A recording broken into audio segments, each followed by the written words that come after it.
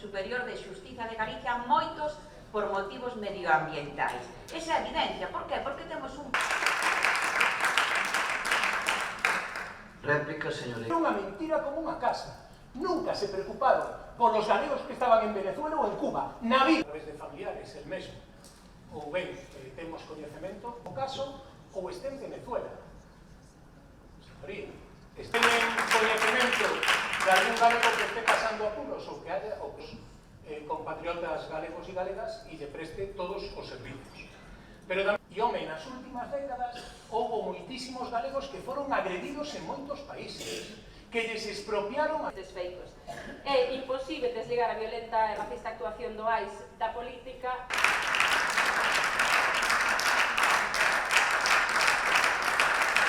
Institucional en contra desa intervención do Estado, neste caso, por exemplo, o de Venezuela. Xamais saíron aquí. E non foi o Goberno da Nación onde interpuxo ese recurso de inconstitucionalidade ante o Tribunal? Entón, como non vou falar de Pedro Sánchez? E o que eu saiba, agora mesmo, o que está é levantada a suspensión respecto desta norma, por entender o Tribunal Constitucional que o impacto ambiental é menor se se aplica a norma galega. Polo tanto, cal é exactamente o caos en canto a planificación. Temos unha norma que regula a repotenciación. Esa é a planificación do Goberno galego. Outra cosa é que a vostede non lle guste, pero aquí non hai inseguridade xurídica ninguna. Os parques de máis de 25 anos teñen que repotenciar. Eso sí, cunhas garantías procedimentais, cuns prazos, cunha proporcionalidade e sen tocar en ningún momento ningún elemento xurídico da autorización. Solamente se está as mellores técnicas disponibles sobre as máquinas, non, repito, sobre os elementos xurídicos da autorización. Un parque eólico de 49 megavatios. Sabe canto é aproximadamente o custo da repotenciación dese parque? Uns 60 millóns de euros.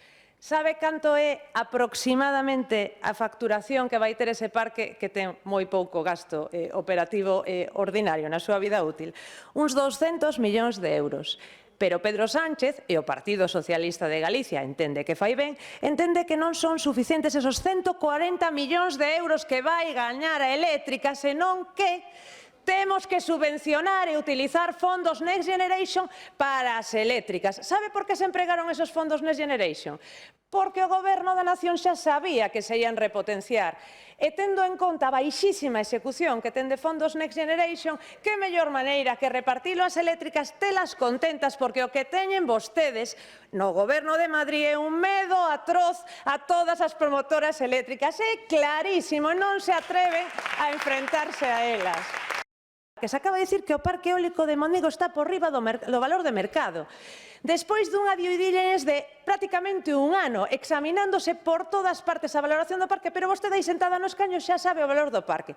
En calquera caso, debe estar vostede moi tranquila, porque como non é a sociedade pública 100%, ao final son as empresas, os empresarios galegos, que teñen máis do 50% do capital de RDG, os que decidiron tirar o diñeiro e pagar por riba do mercado para comprar un parque, porque de toda a vida os empresarios non saben onde invertir.